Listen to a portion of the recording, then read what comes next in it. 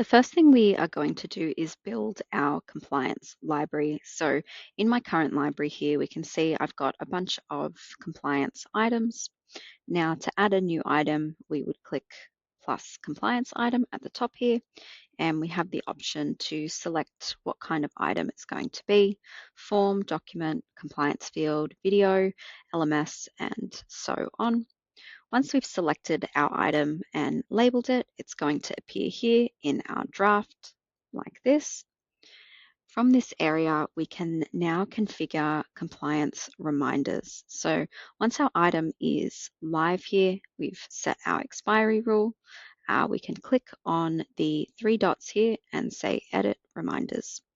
Now, in our reminders section, we can build out reminders to go out to the employees to advise them that their compliance item is upcoming expiry or is expired. Now, you can set as many reminders as you want. So first we'll hit the bell icon and we'll call this reminder 1. The action will be a reminder, and we can decide when we want to execute this. So the first one may be at 30 days before compliance expiry date, and the reminder type is going to be an email. Our subject will be compliance expiry. We can choose to only send within business hours and CC anybody else in. We're going to write the content of our email using our tags. Say, hi, recipient first name, your compliance item is expiring in this many days on this particular date. Now that's all we need to write here. We can hit save there. We'll say don't send reminders for now. And then we can go ahead and create as many more as we like. So we might want one for 30 days, one for 5 days, one for 1. Maybe at 1 day you want to bring in the direct manager. Now this is going to dynamically assign whoever their reporting line is in the org chart, and it's also going to send them a reminder if you set one up to say that this person's compliance is expiring there. If we close that one, we can also set an auto renew against these items. So if we hit edit, we can look at our expiry policy configuration, specify that this particular item expires 1 year after the issue date, and we can hit auto renew when item expires, meaning that once the compliance item does expire, it's going to automatically prompt the employee to update it. So if we hit update there, we've now set our reminders as well as our auto renews, and we can start assigning items from the library to our recruitment packs as well as existing employees through bulk-based assigning to their roles. So the first one we'll look at is assigning the items to our recruitment packs. So if we do want to assign them there, we can just go ahead, go into our pack templates, grab one of those, and if it's a document, we can add the document.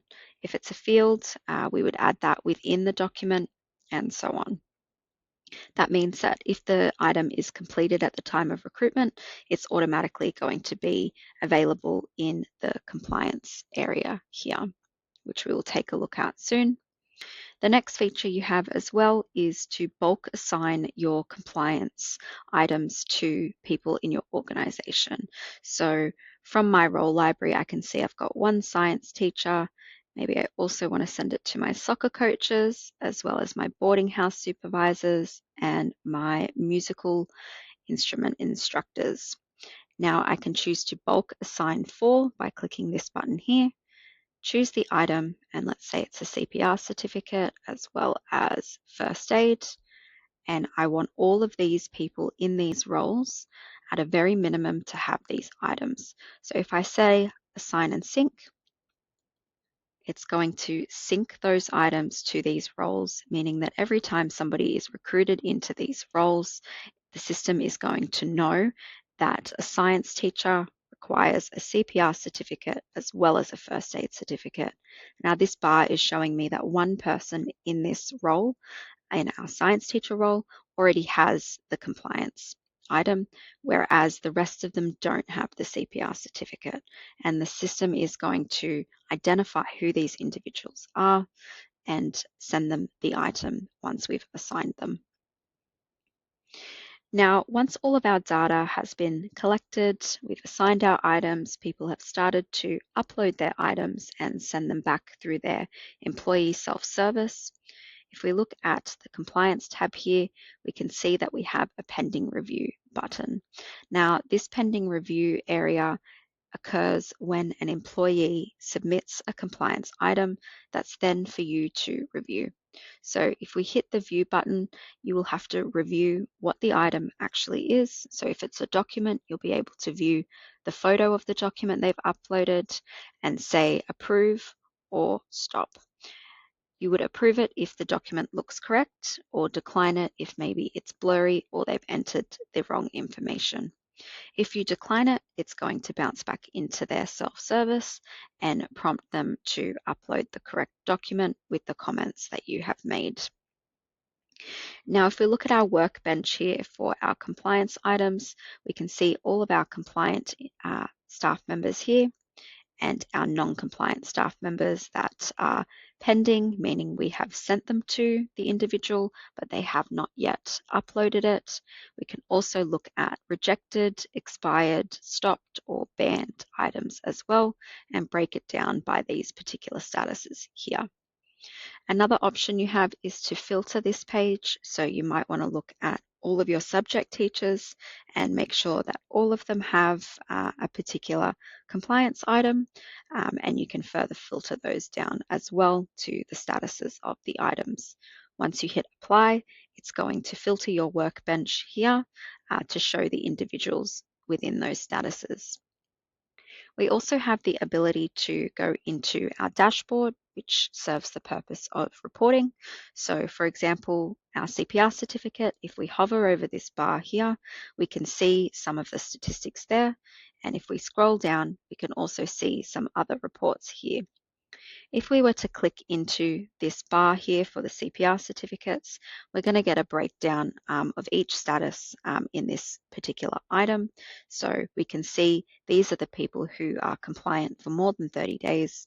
We've got somebody that's upcoming expiry in 30 days, and then we've got 14 individuals who are non-compliant.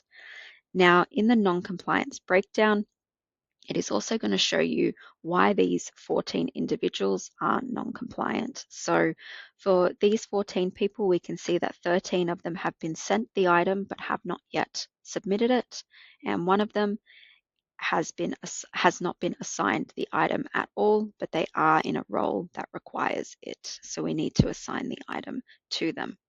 There are some other statuses here that also may be relevant if there is an individual within them. Another area that you can view these bar graphs here is you can go into your library and you can see those bars here. Now this is reading the amount of roles that are synced to the CPR certificate. So earlier we synced a couple of roles in our role library, like the science teacher and the boarding house supervisors, to say that they all require a CPR certificate. The system has now synced those employees and is telling me that 5 of those out of the employees I synced the item to, 5 have current compliance for CPR, 1 is expiring within 30 days, and 14 are non-compliant but have been sent the item. Now those 14, as we saw earlier, were 14 individuals that we sent the item to when bulk assigning, and they have not yet uploaded the certificate.